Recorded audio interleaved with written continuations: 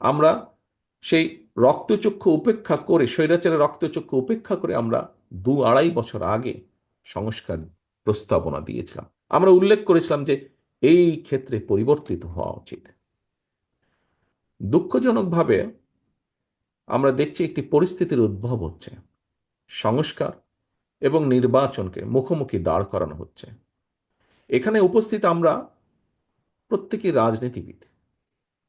এখানে একজন বক্তা উল্লেখ করে গিয়েছেন, খুব সম্ভবত বোধহয় মান্না ভাই বলেছেন ওনার বক্তব্যে, যে গণতন্ত্র বলতে একজন সাধারণ মানুষের কাছে কি বোঝা যায়। গণতন্ত্র বলতে একজন সাধারণ মানুষের কাছে এক কথায় নির্বাচন, নিরপেক্ষ নির্ভয় ভোট দেওয়ার যে সিস্টেম, সেটিকেই গণতন্ত্র বলি আমরা।